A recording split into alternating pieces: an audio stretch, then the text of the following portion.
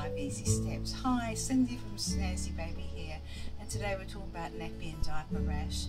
And of course it's so common in baby, and those red sore tender bottoms occur when the nappy rash or diaper rash becomes inflamed, and it's always in that diaper area, and it can flare up when the skin is in contact with a wet or dirty nappy for too long, or if your baby has diarrhea, or when your baby starts eating solid food, or of course when you're changing from formula, from breast milk to formula, that can cause the stool to change and irritate the area.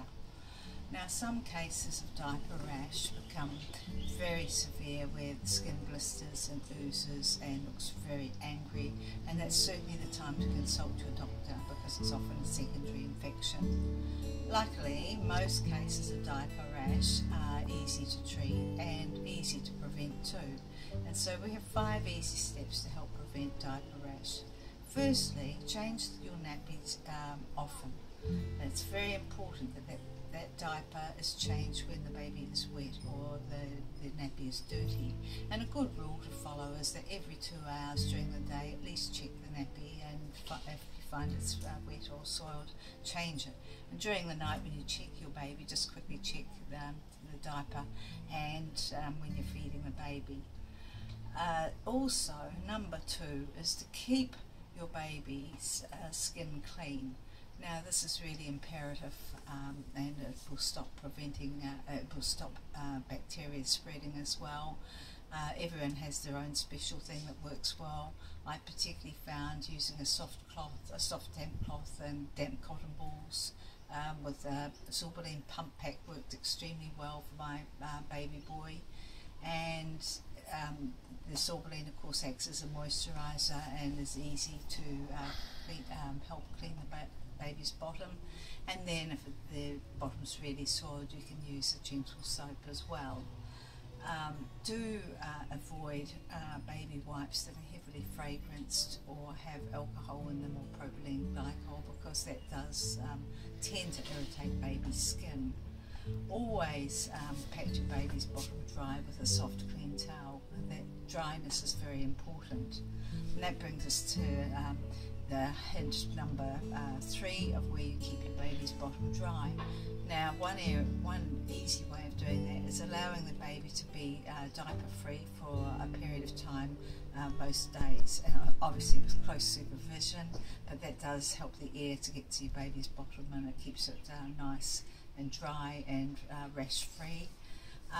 In days gone by, or when our mums were looking after us, we probably had talcum powder sprinkled on our bottoms, but nowadays that is generally not recommended. Little talcum powder particles can get into your baby's eyes and cause irritation.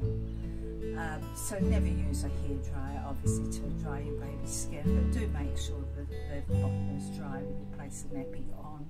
And it's really good too to use a nappy that is, if it's a disposable, use a super absorbent nappy which draws the moisture away. Now keep irritation at bay and nappies loose as well, and by keeping irritation at bay, what we're really meaning is just avoid those wipes, those ones that can be irritating.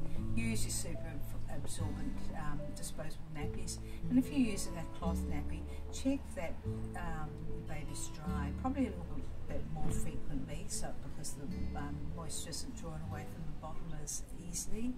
And also when you wash your cloth diaper, just place half a cup of vinegar in the rinse cycle, and that certainly helps.